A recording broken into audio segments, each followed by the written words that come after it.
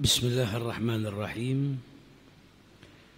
Assalamualaikum warahmatullahi wabarakatuh. Alhamdulillah Billahilladzi hadana lihadza wa ma kunna linahtadiya laula an hadanallah. Subhanaka la ilma lana illa ma 'allamtana innaka antal alimul hakim. Rabbi shrah li sadri wa yassir li amri wahlul 'uqdatam min lisani yafqahu qawli. Allahumma salli wa sallim ala sayyidina Muhammadin miftahi bab rahmatillah adada ma fi 'ilmillah salatan wa salaman daimain bidawami mulkillah wa ala alihi wa sahbihi wa man walah amma ba'du. نويت تعلم وتعليم وتذكر وتذكير والنفع والانتفاع والإفادة والاستفادة والحث على تمسك بكتاب الله وسنة رسوله والدعاء إلى الهدى والدلالة على الخير ابتغاء وجه الله ومرضاته وقربه وثوابه سبحانه وتعالى. الحمد لله. Pagi hari ini kembali kita diperjumpakan oleh Allah Subhanahu wa Ta'ala dalam majlis yang senantiasa kita harapkan diberkahi, dirahmati dan diridhai oleh Allah Subhanahu wa Ta'ala. Amin ya rabbal alamin. Melanjutkan kajian kita dari kitab Dalilus Sa'ilin. Pada kesempatan kali ini kita akan mengkaji bab yang menjelaskan tentang as-shalah atau solat. Solat secara bahasa artinya adalah ad-du'a. Dan juga di dalam solat terdapat banyak sekali doa. Dan secara syariat sebagaimana kita ketahui, solat adalah aqwalun wa af'alun, ucapan kemudian perbuatan, muftatihatun bitakbir yang dibuka dengan takbiratul ihram, wa mukhtatimatun bitaslim dan ditutup dengan salam. Ada syaratnya, ada rukunnya, ada tata caranya yang harus diikuti sesuai dengan yang disyariatkan. Adapun solat itu disebut dengan solat atau diberi nama solat li'annaha silatun bainal abdi wa rabbihi. Solat itu disebut solat karena solat itu adalah silah, penghubung antara seorang hamba dengan Tuhannya. Dan di dalam solat terdapat thana, puji-pujian kepada Allah Subhanahu wa Ta'ala, wa doa, dan juga terdapat doa. Dan solat termasuk daripada rukun Islam. Setelah mengucapkan 2 kalimat syahadat, maka rukun Islam yang kedua adalah mendirikan solat. Dan solat imma fardhan, wajib, solat fardu seperti solat 5 waktu, atau nawafil atau solat-solat sunnah seperti ar-rawatib, qobliyah, ba'diyah, dan solat-solat sunnah yang lainnya. Jadi solat itu kalau enggak solat fardu berarti solat sunnah. Di dalam Al-Quran Allah Subhanahu wa Ta'ala berfirman, wa aqimus salata wa atuz zakata warka'u ma'ar raqi'in. Dan dirikanlah solat dan tunaikanlah zakat dan berrukuklah bersama orang-orang yang rukuk. Wa aqimus salata, perintah untuk mendirikan solat dengan cara yang benar sebagaimana disyariatkan dan diajarkan oleh Rasulullah sallallahu alaihi wasallam. Kemudian diperintahkan oleh Allah juga untuk menunaikan zakat sesuai dengan yang disyariatkan. Warka'u ma'ar raqi'in wa takunu ma'ar raqi'ina min ummatihi sallallahu alaihi wasallam, dan jadilah dirimu itu orang-orang yang menunaikan solat ruku' bersama siapa? Umatnya Nabi besar Muhammad sallallahu alaihi wasallam. Dalam ayat yang lain perintah solat, wa aqimus salata wa atuz zakata. Dirikanlah solat dengan cara yang benar, keluarkanlah zakat yaitu yang wajib. Wa ma tuqaddimu li anfusikum min khairin tajiduhu indallah. Ketahuilah bahwasanya apa yang kalian lakukan daripada kebaikan, maka kelak kalian akan mendapatkan pahalanya di akhirat, akan diberikan ganjaran oleh Allah Subhanahu wa taala. Innallaha bima ta'maluna basir. Allah itu Maha melihat apa yang kalian lakukan, dilihat oleh Allah Subhanahu wa taala. Dan kebaikan yang kita lakukan di dunia, kelak kita akan mendapatkan imbalannya di akhirat dari Allah Subhanahu wa taala. Jadi kita diperintahkan sholat sama Allah, bukan Allah yang butuh sama sholat kita, tapi kita yang butuh sama sholat. Dan Allah tidak mendapatkan keuntungan apapun dari ibadah kita atau kebaikan kita, sama sekali tidak. Tapi justru kita yang mendapatkan keuntungan. Setiap kali ada amal soleh yang kita lakukan, kembalinya manfaatnya kepada diri kita, yaitu kelak kita akan mendapatkan pahala yang berlimpah dari Allah Subhanahu wa ta'ala. Jadi akan diberikan imbalan atas setiap amal soleh yang kita lakukan di muka bumi ini. Kemudian ayat yang lain di dalam Al-Quran, Allah Subhanahu wa ta'ala berfirman, hafidhu ala salawati was salatil wusta wa qumu lillahi qanitin. Hafidhu, jagalah. Siapa yang diperintahkan? Ayyuhal muslimun, hai orang-orang yang beriman, orang-orang Islam, jagalah. Apa yang dijaga? Salat 5 waktu al-mafruḍah, salat yang wajib. Bil mudawamati ala adaiha, dengan senantiasa kau mendirikannya, menunaikannya. Fi awqatiha, di waktunya. Bisyurutiha, dengan syarat-syaratnya. Wa arkaniha, dengan rukun-rukunnya. Wa wajibatiha, dengan kewajiban-kewajibannya.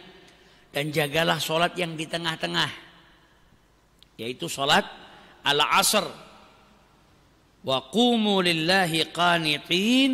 Dan kita diperintahkan untuk senantiasa taat kepada Allah dan khusyuk ketika beribadah kepada Allah Subhanahu wa ta'ala.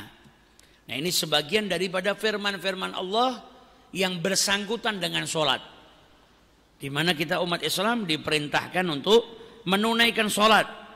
Fa idza qadaytumus salata fadhkurullaha qiyaman wa qu'udan wa ala junubikum. Jikalau kalian selesai melaksanakan solat, apa yang diperintahkan oleh Allah, fadhkurullah, maka berzikirlah, mengingat Allah dengan tahlil, tasbih dan zikir-zikir yang lain. Qiyaman, dalam keadaan berdiri, wa qu'udan, dalam keadaan duduk, wa ala junubikum, dalam keadaan berbaring. Jadi orang berzikir itu dalam keadaan berdiri, dalam keadaan duduk, dalam keadaan berbaring, itu bagus. Di sini kita diperintahkan untuk berzikir di setiap keadaan. Mau kau berdiri, mau kau duduk, mau kau dalam keadaan berbaring, jangan sampai kau lalai kepada Allah. Tapi berzikirlah mengingat Allah Subhanahu wa ta'ala. Fa idzat ma'nantum, kalau sudah merasa aman, fa aqimus shalah, maka dirikanlah salat. Inna salata kanat 'alal mu'minina kitaban mawquta. Sesungguhnya salat itu, yaitu salat yang wajib, itu waktu-waktunya telah ditentukan oleh Allah Subhanahu wa ta'ala. Salat itu kewajiban, dan wajibnya salat itu waktunya telah ditentukan oleh Allah Subhanahu wa ta'ala. Dalam ayat yang lain Allah Subhanahu wa ta'ala berfirman, wa'mur ahlaka bis salati, perintahkanlah keluargamu untuk mendirikan salat. Wastabir 'alaiha, dan ketika dirimu melaksanakan salat, bersabarlah. Perintah keluarga juga butuh sabar. Jangan sampai kau malas, jangan sampai kau enggak merintahkan keluargamu untuk apa? Untuk mendirikan salat. Karena kita diperintahkan oleh Allah Subhanahu wa ta'ala untuk jaga diri kita dan keluarga kita dari apa? Dari siksa nerakanya Allah Subhanahu wa ta'ala. Qu anfusakum wa ahlikum nara. Jangan sampai kita menjerumuskan diri kita ataupun keluarga kita kepada siksa nerakanya Allah Ta'ala. Maka kalau kita punya keluarga, perintahkan mereka untuk sholat. Anak kita, istri kita yang menjadi tanggung jawab kita, perintahkan mereka untuk mendirikan sholat. Wastabir 'alaiha la nas'aluka rizqa. Allah enggak minta kepada kita rezeki. Justru Allah Subhanahu wa taala yang memberikan rezeki kepada kita. Nahnu narzuquka wal 'aqibatu littaqwa. Yang artinya nahnu natakaffalu birizqik. Allah yang jamin rezekinya makhluknya. Wal 'aqibatu al mahmudah. Sesuatu yang baik, al 'aqibah di dunia dan juga di akhirat itu untuk orang-orang yang bertakwa kepada Allah, yang takut kepada Allah dengan mengerjakan apa yang diperintahkan oleh Allah dan menjauhi larangannya Allah Subhanahu wa taala. Jadi penghujungnya atau imbalannya akan mendapatkan kebaikan daripada Allah Subhanahu wa taala. Dalam ayat yang lain Allah juga berfirman, qad aflahal mu'minun. Orang-orang beriman dikatakan sama Allah sebagai orang-orang yang faz, orang-orang yang beruntung. Siapa yang dimaksud orang-orang beriman yang beruntung tadi? Alladzina hum fi salatihim khashi'un. Mereka yang di dalam sholatnya khusyuk, hatinya kosong daripada selain Allah. Konsentrasinya ke Allah, khusyuk, dan anggota tubuhnya itu diam, tidak banyak bergerak. Mereka orang-orang yang beruntung yang ketika mendirikan sholat dalam keadaan khusyuk. Nah, dulu minuman keras itu nggak langsung diharamkan, turunnya itu bertahap. Karena dulu bangsa Arab kebiasaannya minum arak. Kemudian turun perintah dari Allah Ta'ala, jangan dekati sholat dan kalian dalam keadaan mabuk. La taqrabus sholata wa antum sukara. Sehingga kalian bisa mengetahui apa yang kalian ucapkan. Kalau mabuk gak sadar apa yang diucapkan, gak paham. Nah, sebagian daripada ulama menjelaskan, di zaman kita sekarang banyak yang gak minum arak tapi sholatnya seperti pemabuk. Kok bisa? Karena tidak menyadari apa yang dia ucapkan saat sholat. Kelihatannya baca Fatihah, Alhamdulillahi Rabbil Alamin, Ar-Rahmanir Rahim, Maliki Yaumiddin, tapi pikirannya kemana-mana. Gak menyadari apa yang dia ucapkan. Kelihatannya sholat, tapi hatinya kepada selain Allah, pikirannya kepada selain Allah. Makanya terkadang di dalam sholat sampai kadang manusia itu lupa. Aku harus mau coba Fatihah apa urung ya? Iki rokaat ketiga apa rokaat ke-1 ya? Nah, ini kan menunjukkan kalau kita ini seperti pemabuk, tidak sadarkan diri. Tengah-tengah sholat bingung ini sudah rakaat keberapa, karena artinya berarti dia tidak konsen di dalam sholatnya. Nah, padahal nggak minum arak, tapi justru malah seperti orang yang mabuk. Dalam ayat yang lain Allah Subhanahu wa taala berfirman, fawailul lil musallin. Ada orang yang sholat tapi dapat ancaman celaka. Orang-orang yang sholat. Loh, sholat kok dibilang wail, kok dibilang celaka, kenapa? Sholat yang seperti apa? Alladzina hum an sholatihim sahun. Yaitu orang yang ngerjakan sholatnya dengan cara yang tidak benar. La yuqimunaha ala wajhiha. Tidak sesuai dengan yang disyariatkan. Wala yu'addunaha fi waqtiha. Dan ngerjakannya enggak di waktunya. Sholat zuhur ngerjakannya di waktu asar. Ditunda-tunda sampai keluar daripada waktunya.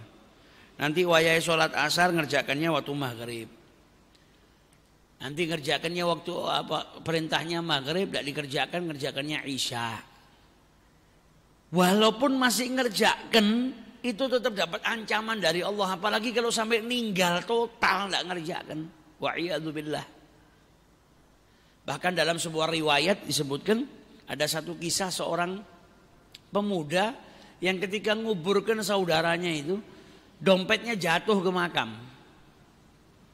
Ketika dia balik dia kelingan, loh dompetku Tadi masuk ke dalam makam, dia balik ke makam, digali sedikit mau ngambil dompetnya yang jatuh. Tapi dia mendengarkan suara yang menyeramkan. Dia kembali ke orang tuanya tanya, kenapa saudaranya ini kok sampai teriak-teriak seperti orang yang disiksa. Diperdengarkan oleh Allah sebagai ibrah, pelajaran. Kata ibunya apa? Saudaramu itu suka nunda sholat sampai keluar daripada waktunya. Nunda sholat sampai keluar daripada waktunya. Sholat zuhur ngerjakannya asar, tunda-tunda sampai keluar dari waktu zuhur, masuk waktu asar baru ngerjakan. Nah itu disiksa. Lah bagaimana yang ninggalkan sholat? Orang kalau sudah ninggalkan sholat kacau semuanya. Karena sholat itu tiangnya agama. Bangunan ini kalau tiangnya roboh, bangunannya roboh. Nah kita kalau sudah punya bangunan, tiang-tiangnya roboh, bangunannya roboh sudah. Akhirnya apa? Perbuatan maksiat dilakukan, tidak ada rasa takut, tidak ada rasa nyesel. Gak kelingan mati, gak kelingan hisab, gak kelingan neraka, gak kelingan siksanya Allah Ta'ala. Gak takut itu sama itu semua. Karena apa? Tadi tiangnya sudah roboh, pondasinya sudah roboh. Jadi orang yang meninggalkan sholat itu pada hakikatnya dia sedang menghancurkan kehidupannya. Hidupnya tidak berkah, rezekinya tidak berkah, apalagi akhiratnya. Wa'iyadzubillah. Maka jangan sampai kita meremehkan sholat, karena itu adalah hal yang pertama yang kelak akan ditanyakan kepada kita, bagaimana sholat kita. Dan jangan biarkan keluarga kita hancur karena meninggalkan sholat. Kalau ngelihat istri meninggalkan sholat, perintahkan untuk sholat. Ngelihat anak malas, perintahkan untuk melaksanakan sholat. Kalau kita rela ngelihat anak kita meninggalkan sholat, istri kita meninggalkan sholat, berarti pada hakikatnya kita rela melihat mereka kelak disiksa oleh Allah Ta'ala. Wa'mur ahlaka bis shalah. Perintahkan keluargamu untuk mendirikan sholat. Jangan sampai tunda sholat, apalagi sampai keluar daripada waktunya. Biar nggak malas kalau datang waktu sholat, kerjakan tepat waktu.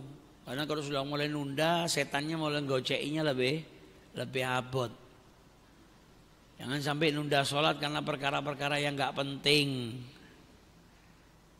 Jangan sampai nggak mau memenuhi panggilannya Allah Ta'ala. Kita kalau dipanggil sama orang aja datang, masa dipanggil sama Allah Subhanahu Wa Ta'ala nggak datang.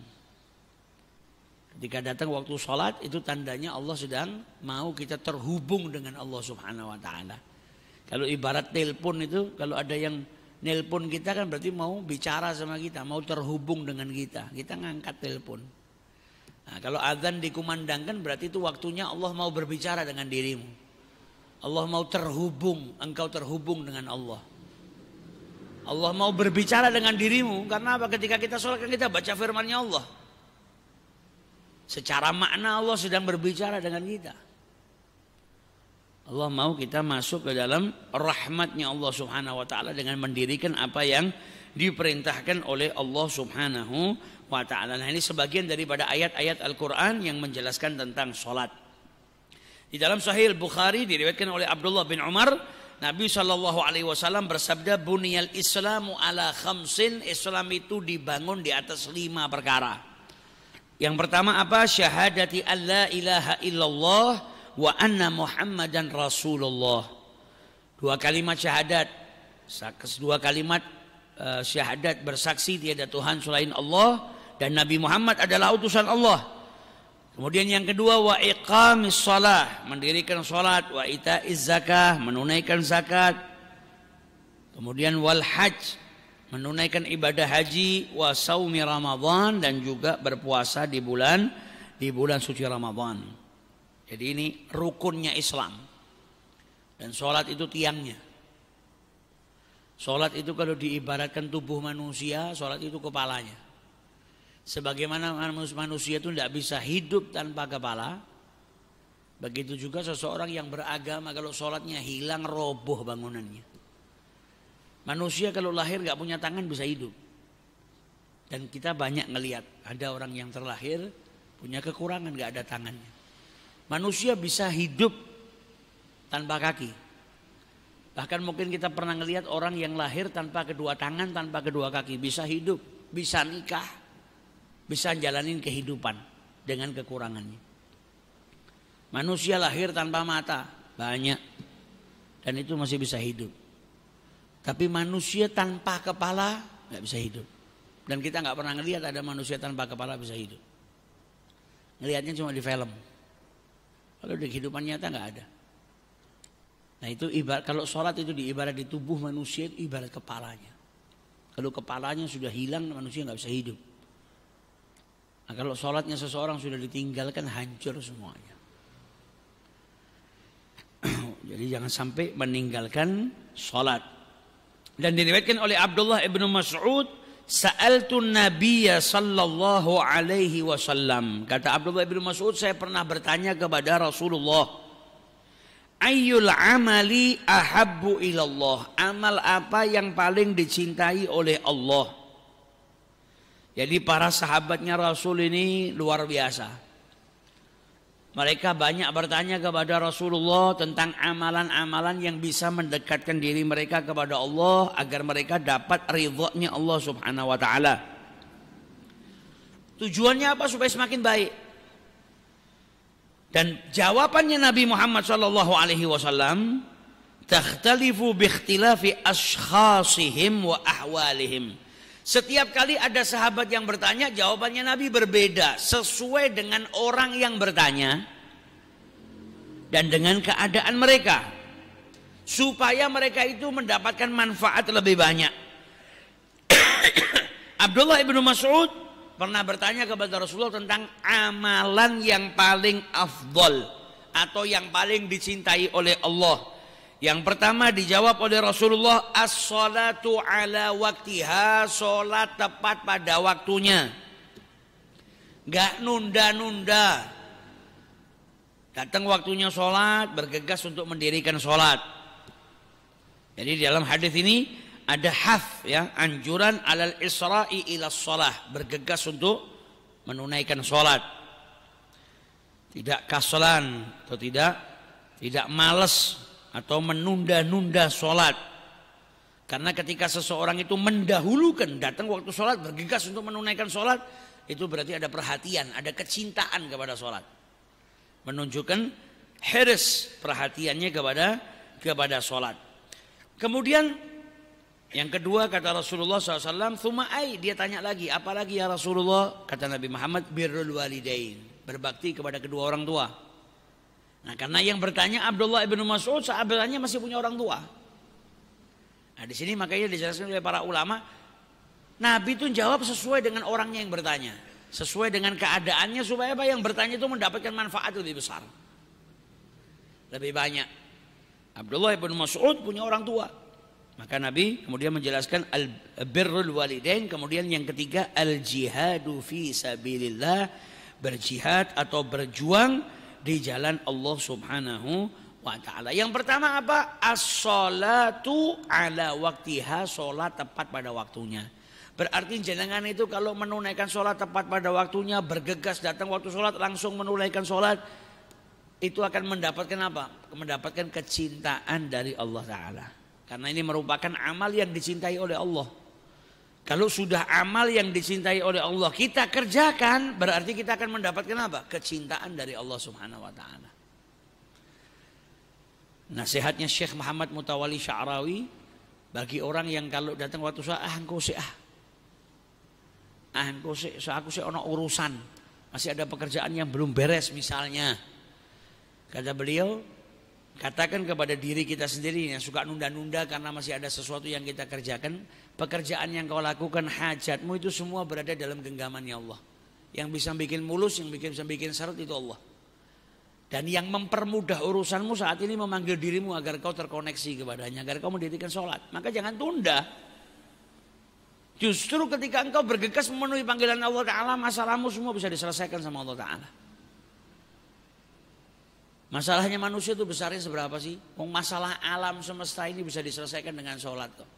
Bumi ini kalau sudah kering, gak ada yang tumbuh, hujan gak turun, yang dilakukan sama manusia apa?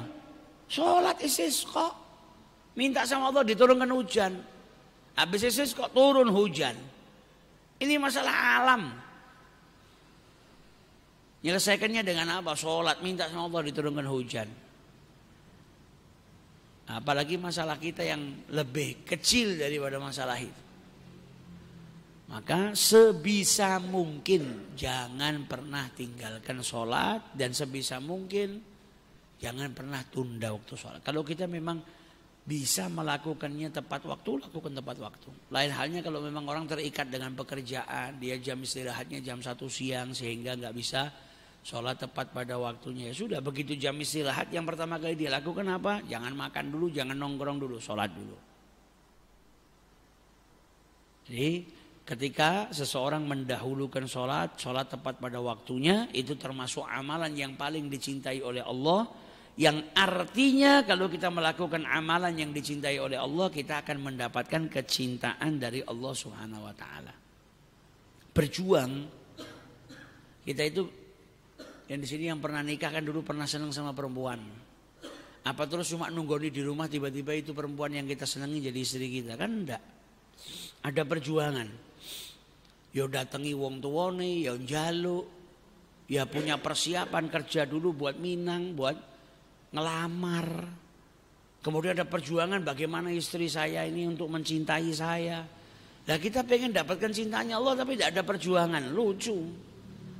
Sama manusia aja kita berjuang untuk mendapatkan cintanya. Masuk sama Allah meh tengok-tengok terus dicintai. Ya tidak bisa. Harus ada perjuangan. Nah amal-amal yang seperti ini kalau kita lakukan, insya Allah bisa menjadikan kita dicintai oleh Allah Subhanahu wa ta'ala. Kemudian dalam hadis yang lain diriwayatkan oleh Abi Hurairah, annahu sami'a Rasulullah sallallahu alaihi wasallam yaqul, ara'aitum law anna nahran bi babi ahadikum yaghtasilu fihi kulla yawmin khamsan ma taqulu dzalika yubqiya min darnihi qalu la yubqi min darnihi syai'a qala fadzalika mithlu shalawatil khamsi yamhullahu bihil khataya. Nabi tanya, kalau di depan rumah kalian ada sungai, kemudian depan pintu kalian ada sungai, kemudian mandi di sungai itu kalian sehari sebanyak 5 kali. Kira-kira orang yang jebur nyemplung ke sungai sehari 5 kali, kira-kira masih tersisa kotoran di tubuhnya apa enggak? Walaupun jenengan main tidur-tiduran di beletok sekalipun, kalau sedino renang di sungai peng 5, ya tidak tersisa kotoran di tubuhnya. Kata Nabi Muhammad begitu juga dengan sholat. Sebagaimana tubuh itu kalau orang renang di sungai sehari 5 kali enggak tersisa kotoran di tubuhnya, sholat juga menjadikan apa? Dosa-dosanya manusia, kotoran-kotoran manusia tadi diampuni oleh Allah Subhanahu wa ta'ala. Tapi dosa di sini dosa kecil. Kalau dosa besar, cara mau dapat ampunannya tetap dengan bertaubat. Taubatan nasuha. Makanya dalam hadis disebutkan oleh Rasulullah SAW, as-salawatul khams, salat 5 waktu, wal jum'atu ilal jum'ah, dan dari satu Jumat ke Jumat berikutnya, wa ramadhanu ila ramadhan, dan dari satu Ramadhan ke Ramadhan berikutnya, mukaffaratun ma bainahunna idza jatunibal kabair, menjadi pelebur dosa selagi dia menjauhi dosa-dosa besar. Salat subuh, habis salat subuh masuk salat zuhur, jenengan salat zuhur. Kalau di antara subuh sama zuhur tadi ada dosa kecil yang tidak sengaja dilakukan, diampuni dosanya. Ketika salat zuhur diampuni. Setelah zuhur tidak sengaja lagi melakukan dosa kecil lagi. Masuk waktu asar dia salat asar. Di antara zuhur sampai asar tadi kalau ada perbuatan dosa diampuni sama Allah Ta'ala. Selagi ninggalkan perbuatan dosa besar, maka sholat itu menjadi mukaffarat, ya, menjadi mukaffirat atau pelebur daripada dosa-dosanya. Maka sholat itu untung, sudah kita sholat memenuhi perintahnya Allah dapat pahala, di akhirat kita bahagia. Sudah gitu sholat ngampuni dosa-dosa kita. Lah kalau orang sudah dikasih kesempatan untuk dapatkan ampunan dengan amal soleh, dengan bertaubat, dia tidak taubat, tidak beramal soleh, itu namanya tidak butuh ampunan. Nah, andai saja satu hari dia ninggalkan perbuatan dosa besar, jaga supaya tidak melakukan dosa kecil, tapi setiap kali terjerumus ke dalam dosa kecil ada sholat yang dia lakukan, maka insya Allah nggak ngelewatin satu hari kecuali buku amalnya bersih.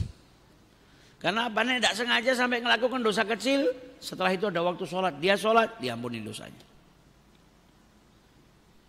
Makanya Nabi mengatakan apa? Kalau di depan pintu rumah kalian ada sungai, kalian sehari mandi 5 kali. Gak usah 5 kali, 3 kali aja selesai. Ini 5 kali. Begitu juga dengan sholat 5 waktu. Nah, itu menghapus daripada dosa-dosa kecil yang dilakukan oleh manusia. Diriwayatkan oleh Ibnu Mas'ud radhiyallahu taala anhu, anna rajulan asaba min imra'atin qublah. Jadi dulu ada satu orang yang tidak sengaja terdorong dengan hawa nafsunya sampai akhirnya mencium seorang wanita. Tapi langsung sadar, lari ke Rasulullah, nangis, minta dibimbing sama Nabi supaya dapat ampunan dari Allah Ta'ala. Maka turun firman Allah, wa aqimis salata tarafan nahar wa zulfan minal lail, disuruh dirikan sholat subuh, zuhur, asar, maghrib, isya. Sholat 5 waktu itu bisa menjadikan dosa-dosa itu diampunin. Innal hasanat yudhibnas sayyiat, kebaikan itu menghilangkan keburukan. Dzalika dzikra lidzakirin. Nah, seorang sahabat ini sampai tanya sama Nabi, apa itu buat saya ya Rasulullah? Enggak, buat semua umatku. Jadi setiap amal soleh yang dilakukan sama manusia seperti sholat tadi bisa menghapus dosa kecilnya. Tapi ini jangan dibikin dalil ya. Aku tak ngambungi wong wedok sing mlaku nang dalan terus mari ngono tak sholat. Nah, kalau dibuat mainan perbuatan dosa disengaja diperbuat mainan nanti malah bareng ngambung durung sholat terus mati. Wah, repot kan. Akhirnya matinya belum dalam keadaan bertobat, belum diampuni. Ya, perbuatan dosa jangan dibuat main-main. Nah, cuma di sini menyebutkan, mengajarkan kepada kita kalau sholat dan amal soleh itu bisa menghilangkan perbuatan dosa, yaitu dosa-dosa yang kecil. Dengan kita beramal soleh, diampuni dosa-dosa kita oleh Allah Subhanahu wa Ta'ala. Kemudian di dalam Sahih Al-Bukhari diriwayatkan dari Rasul sallallahu alaihi wasallam, yata'aqabuna fikum malaikatun bil-lail wa malaikatun bin-nahar. Jadi malaikat itu turun ke bumi secara bergantian shift. Ada yang turunnya shift malam, kemudian pagi balik. Ada yang turunnya pagi, diambil shift pagi, nanti kalau malam balik.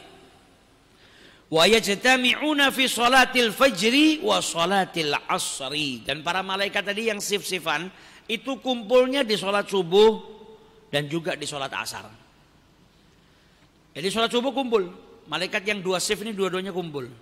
Nanti setelah salat subuh yang shift malam tadi kembali. Yang turun sebelum salat subuh ada di sini. Nanti salat asar kumpul lagi, yang turun sama yang ada di situ kumpul lagi di salat asar. Nah, yang tadi subuh turun, waktu shiftnya di sini, setelah sholat asar dia kembali. Yang baru turun tadi, dia shiftnya sampai subuh. Jadi secara bergantian malaikat itu turun ke muka bumi ini. Tsumma ya'rujul ladzina batu fikum, yang bermalam, kemudian di waktu subuh kembali. Fayas'aluhum wa huwa a'lamu bihim, kemudian ditanya sama Allah para malaikat itu, dan Allah Maha mengetahui. Pertanyaannya Allah pelajaran bagi kita. Kaifa taraktum ibadi, bagaimana kalian itu meninggalkan hamba-hambaku? Fayaqulun, maka para malaikat menjawab, taraknahum wa hum yusallun, kami tinggalkan mereka dan mereka sedang melaksanakan sholat. Wa atainahum, dan kami datang kepada mereka, wa hum yusallun, dan mereka dalam keadaan sholat. Yang datang di waktu subuh dapatin hambanya Allah sedang sholat. Yang kembali di waktu subuh dia dapatin sedang sholat. Yang datang di waktu asar kemudian sholat. Yang kembali setelah melaksanakan sholat asar, mereka meninggalkan umatnya Nabi Muhammad dalam keadaan setelah melaksanakan sholat. Jadi ini malaikat datang secara bergantian. dan berkumpulnya di waktu subuh dan juga berkumpulnya di waktu asar. Dan di dalam hadis ini ada fadhail ya, ada keutamaan dalam sholat subuh sama sholat asar. Karena malaikat tadi kumpulnya di waktu itu, kembalinya juga di waktu itu. Ini menunjukkan di dalam sholat 5 waktu ini ada apa? Ada keutamaan di dalam 2 waktu ini, yaitu sholat subuh dan juga sholat asar. Dan kalau dipikir-pikir yang paling angel, subuh seenak-enak itu turu kontangi.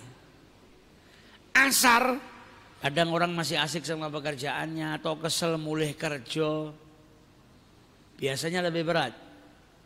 Kalau maghrib kan gelem ora gelem mesti sholat, nek ora ketemu wong omah isin.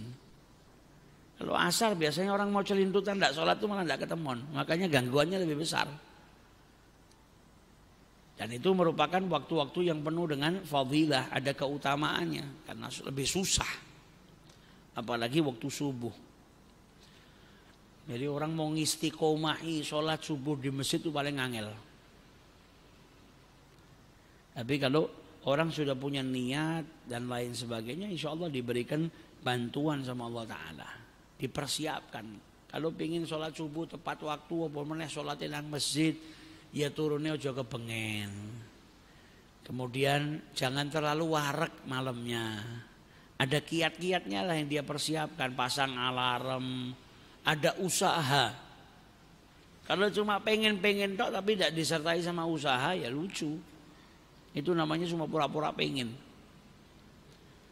Jadi di kedua waktu ini ada afdhaliyah. Sampai para malaikat itu bergantian datang dan kembali di 2 waktu tersebut. Kemudian diriwayatkan oleh Jarir bin Abdullah, kunna 'inda Nabi sallallahu alaihi wasallam fa nadhara ila al-qamar lailatan, yakni al-badra. Suatu hari kami pernah bersama dengan Rasulullah, kemudian beliau melihat ke bulan, dan itu saat itu bulan purnama. Dan kemudian Nabi Muhammad bersabda, innakum satarawna rabbakum kama tarawna hadzal qamar. Kalian, kata Rasulullah, kelak akan melihat Tuhan kalian sebagaimana kalian melihat bulan ini. La tudammuna fi ru'yatihi, enggak ada halangan, enggak ada awan yang nutup. Bulan purnama itu kan jelas. Tidak ada yang menghalangi, enggak dempet-dempetan, ya, enggak sek-sekan. Kalian akan melihat Tuhan kalian jelas. La tudammuna fi ru'yatihi. Tapi syaratnya apa? Jangan tinggalkan sholat qabla tulu'i syamsi, yaitu sholat subuh, wa qabla ghurubiha, dan sebelum terbenamnya matahari, yaitu sholatul asar. Apa 2 itu aja sholatnya? Ya enggak, sholat 5 waktu tetap harus dikerjakan semua. Tapi di 2 ini kalau disebut lagi berarti ada apa? Ada kekhususan, ada afdholiyah. Yang kalau tidak ninggalkan, senantiasa melakukan, dapat imbalannya apa? Kelak dia bisa melihat Allah Subhanahu wa ta'ala. Jangan sampai kalian kalah. Subuh, asar jangan sampai ditinggalkan. Dan kerjakan sholat sebisa mungkin berjamaah. Karena di dalam hadis Rasulullah SAW bersabda, sholatul jama'ati tafdhulu sholatal fadhi bi 27 darajah. Sholat jamaah itu lebih mulia daripada sholat munfarid, daripada sholat sendiri 27 derajat. Enggak usah bicara derajat, kalau dinominalkan saja. Misalnya pahala itu berupa uang, jenengan sholat sendiri dapat 5.000, jenengan nek sholat jamaah dapat 27 kali lipatnya misalnya. Atau sholat sendiri 500.000, 500 kali 27 berapa? Sangel ngitungnya. Anggap 50 juta. Masa jenengan mau milih yang 500.000? Kalau milih 500 atau 50 juta? Milih 50 juta lah. Nah ini imbalannya lebih daripada itu. Sholatul jamaah. Dan Nabi Muhammad walau sakit sholatnya jamaah. Sakit di penghujung usianya, sholatnya jamaah. Nah kita nanti nyesel kalau sampai di akhirat nanti ngelihat amalnya manusia yang sholat jamaah, ternyata sholat jamaah dapatnya seperti ini. Kita kalau tidak pernah melaksanakan sholat jamaah saling ninggalkan, yang ada nanti kita akan nyesel. Nah mumpung belum nyesel, paksakan diri kita untuk sholat jamaah.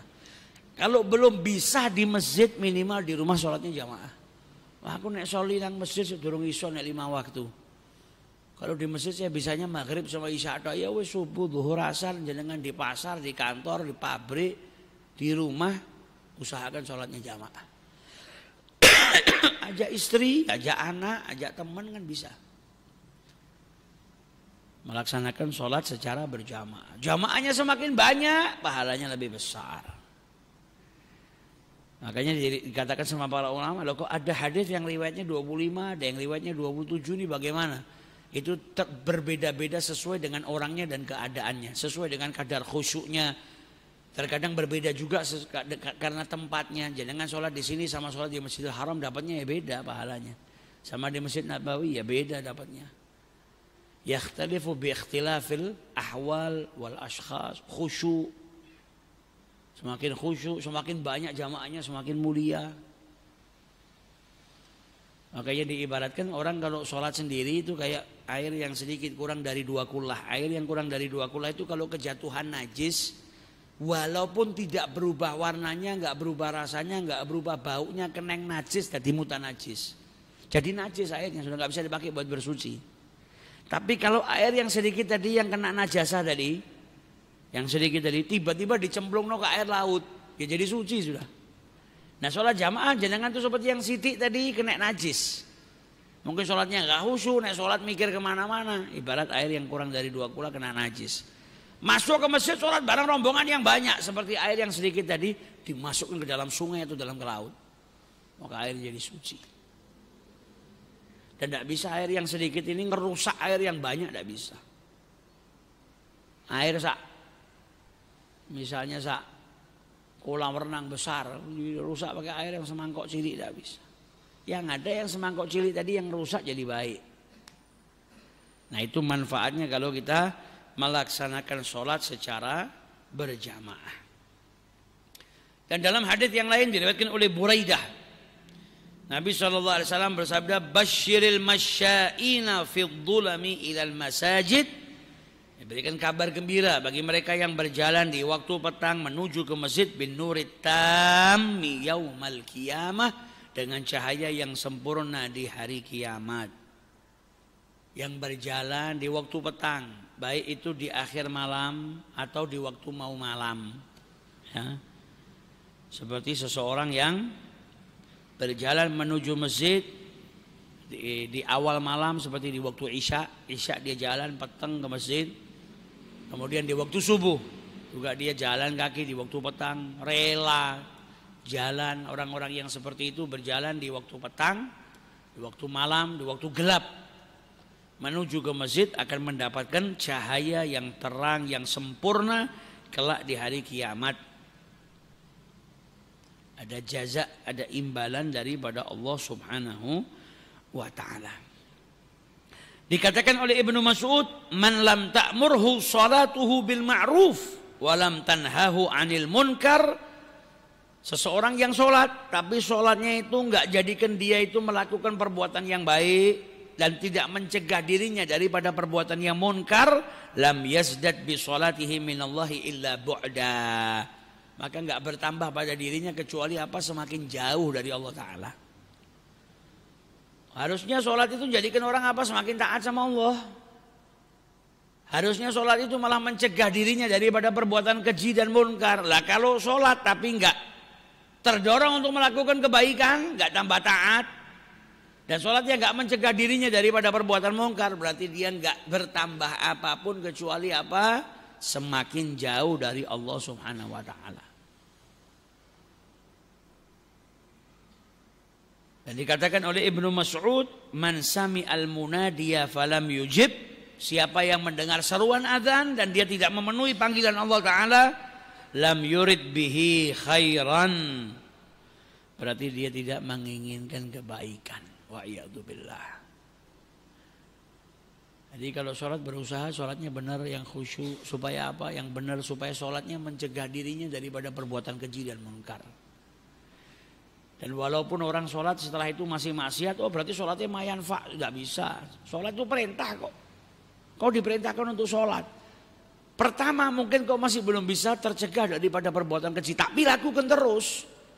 Lama kelamaan sholatmu semakin baik, semakin baik, semakin baik, dan engkau akan tercegah daripada perbuatan keji dan munkar. Kalau malah ninggalin, ya akhirnya tambah kacau. Tambah tidak ada sesuatu yang mencegah dirinya daripada perbuatan keji dan munkar. Salman Al-Farisi radhiyallahu taala anhu, beliau berkata, as-sholatu mikyal, salat itu ibarat timbangan. Faman waffa, siapa yang menunaikannya, ufiyalahu, maka dia akan mendapatkan sesuatu yang setara. Ibaratnya dia jujur. Kalau dia sholat, maka dia jujur dengan timbangannya. Tapi kalau orang sama timbangan tidak jujur, dikasih pemberat, dikurangin. Ingat apa firman Allah? Wailun lil mutaffifin. Orang yang main-main sama timbangan, curang, dapat ancaman dari Allah Ta'ala. Jadi sholat itu ibarat timbangan. Jangan sampai kita curang. Jangan sampai kita bermain-main dengan sholat. Dan dikatakan oleh Imam Hasan Al-Basri, kullu sholatin la yahduru fiha al-qalbu, setiap sholat yang orang itu sholatnya itu hatinya enggak hadir, fahiya ilal uqubati asra, maka dia hanya mempercepat kepada hukuman saja. Kalau hatinya enggak hadir. Jadi hati-hati. Jangan sampai kita sholat hati kita kemana-mana. Jangan sampai kita sholat hati kita mikirin sesuatu yang selain Allah Ta'ala. Jangan sampai kita sholat tidak konsentrasi, atau pikiran kita justru malah bermaksiat, wa'iyadzubillah.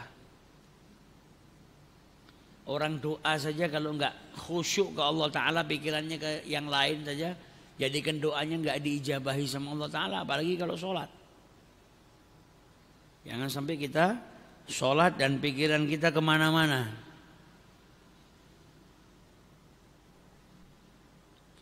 Kemudian diriwayatkan di sini dulu ada pemuda dari Ansar.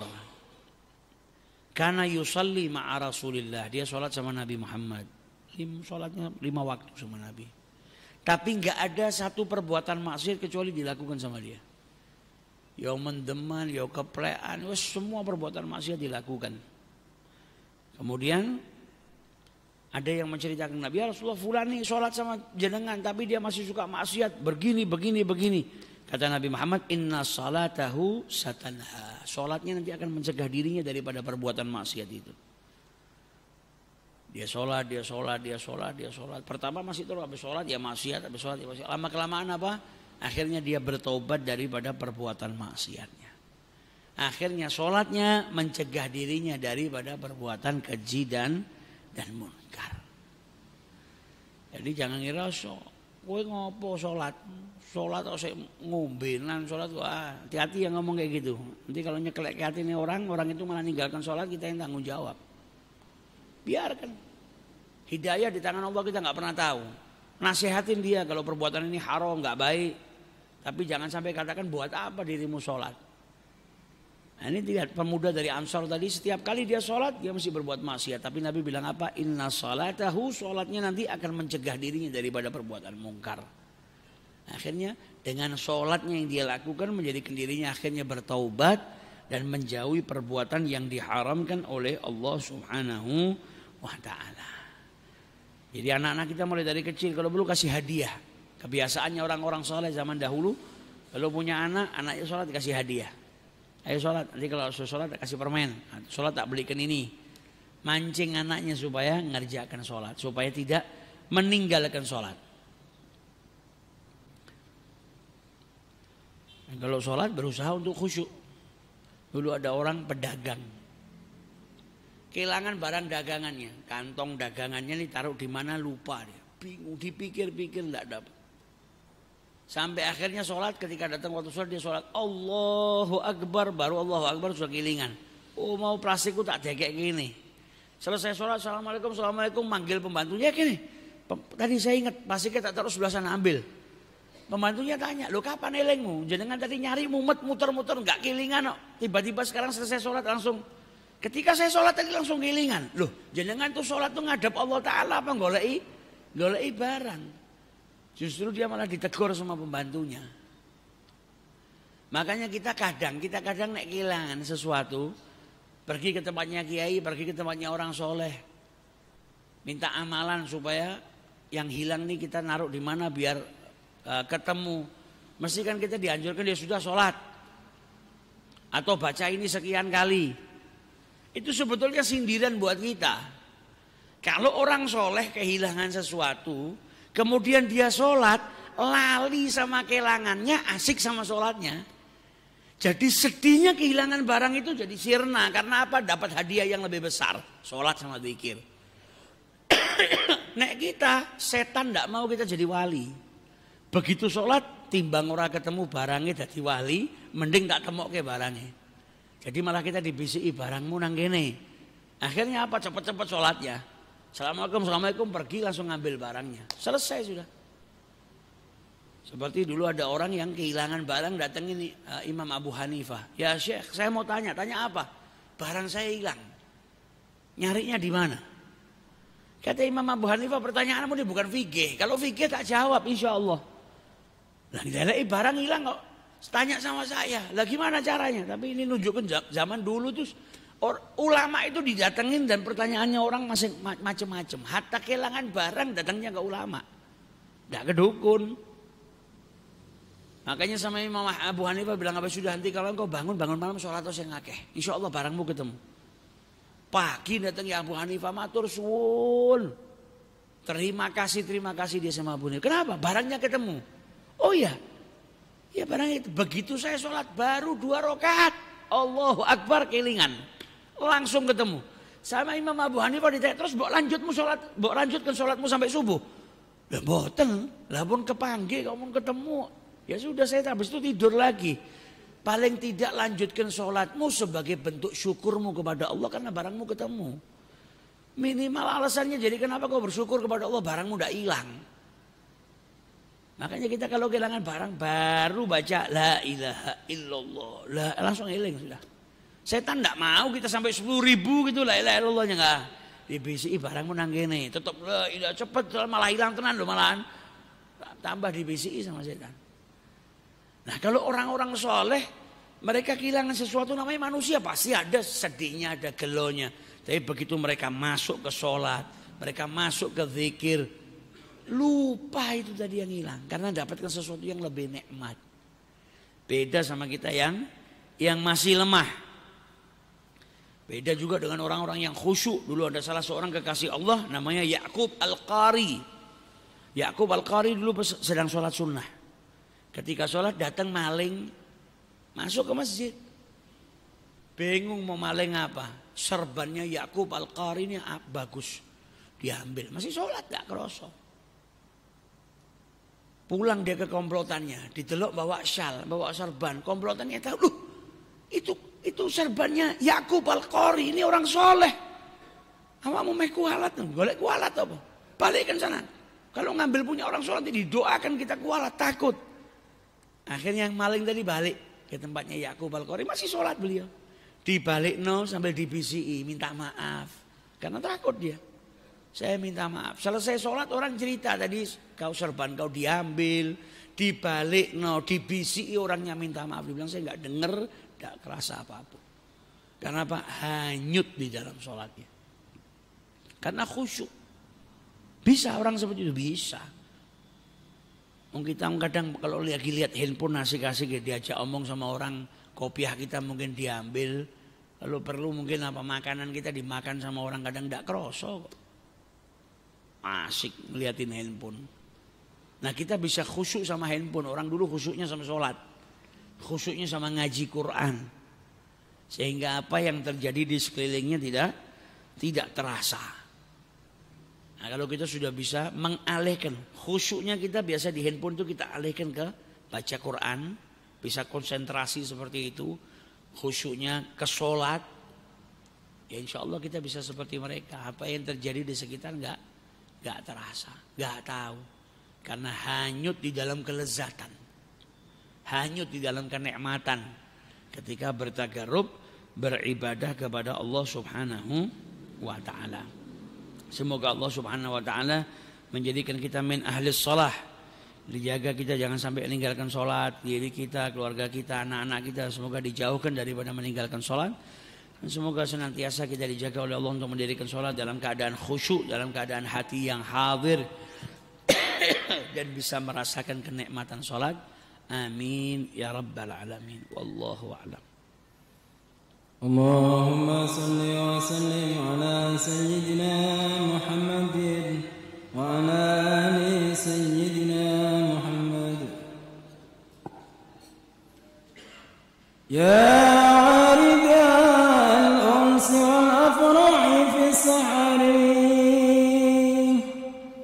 أزعت ما بفؤادي من مضى الكدر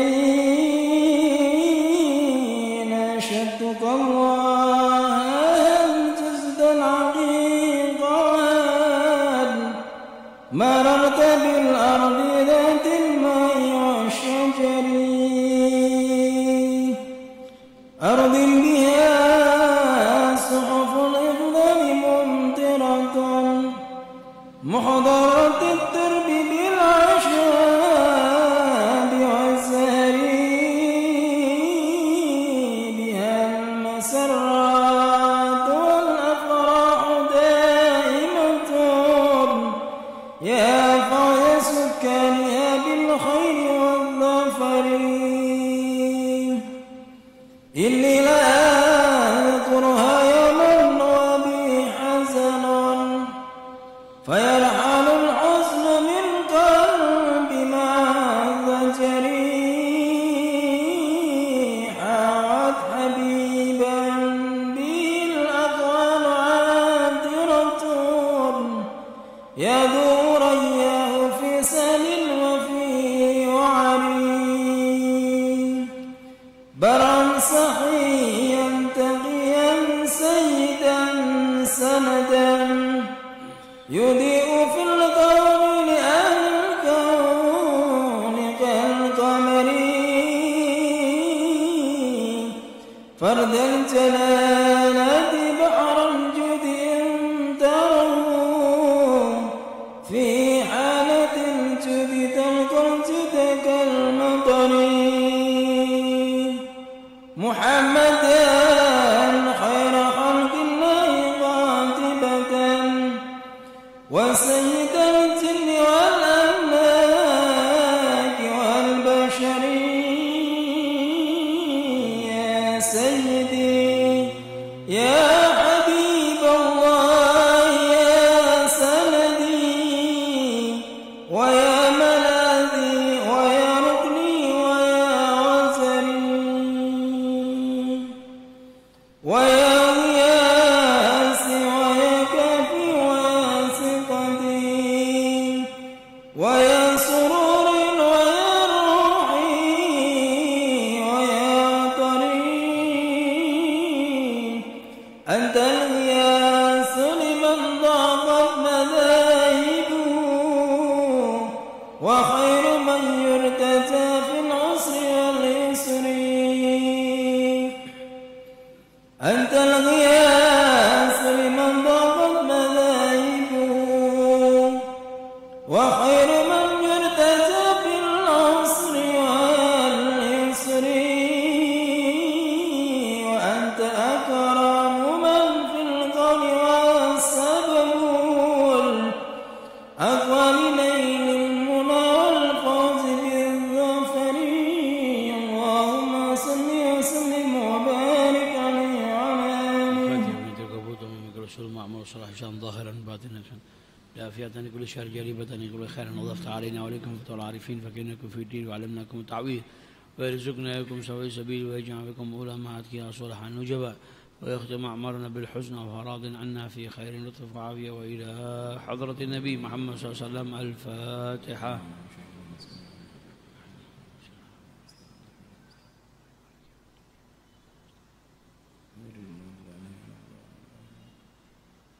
ربنا انفعنا بما علمتنا رب علمنا الذي ينفعنا رب فقهنا وفقه لنا وقرابات لنا في ديننا ما وفقنا ووفقهم لما ترتضي قولا وفقا كرما وارزق كنا حلالا دائما وأخل أديا علما نهضى بالخير ونكفى كل شر ربنا واصلح لنا كل شؤون وأكرم بالرضا منك العيون واقض عنا ربنا كل الديون قبل أن تأتينا رسل المنون واغفر استرعاد أكرم من ستر وصلاة الله تشفى المصطفى من إلى الحق دعانا والوفاء بكتاب فيه للناس شفاء وعلى الآل الكرام الشرفاء وعلى الصحب المصابيح الغرر اللهم اهدنا بهداه واجعلنا ممن يسارع في رضاه ولا تولنا وليا سواه ولا تجعلنا ممن خلف أمرك وعصاه وحسبنا الله ونعم الوكيل ولا حول ولا قوة إلا بالله العلي العظيم وصلى الله على سيدنا محمد وعلى آله وصحبه وسلم الحمد لله رب العالمين لا إله إلا الله الموجود في كل زمان لا إله إلا الله الموجود في كل زمان لا إله إلا الله المعبود في كل مكان لا إله إلا الله المعبود في كل مكان لا إله إلا الله المذكور بكل لسان لا إله إلا الله المذكور بكل لسان لا إله إلا الله المعروف بالإحسان لا إله إلا الله المعروف بالإحسان لا إله إلا الله كل يوم هو في شان لا إله إلا الله كل يوم هو في شان لا إله إلا الله الأمان من زوال الإيمان لا إله إلا الله الأمان من زوال الإيمان ومن فتنة الشيطان ومن فتنة الشيطان يا قديم يا الإحسان قديم الإحسان كم لك علينا من إحسان لك علينا من إحسان إحسانك القديم إحسانك القديم يا حنان يا منان يا حنان يا منان يا رحيم يا رحمن يا رحيم يا رحمن يا غفور يا يا غفار غفور يا غفار اغفر لنا وارحمنا وأنت خير الراحمين اغفر لنا وارحمنا وأنت خير الراحمين وصلى الله على سيدنا محمد وعلى آله وصحبه وسلم صلى الله على سيدنا محمد وعلى آله وصحبه وسلم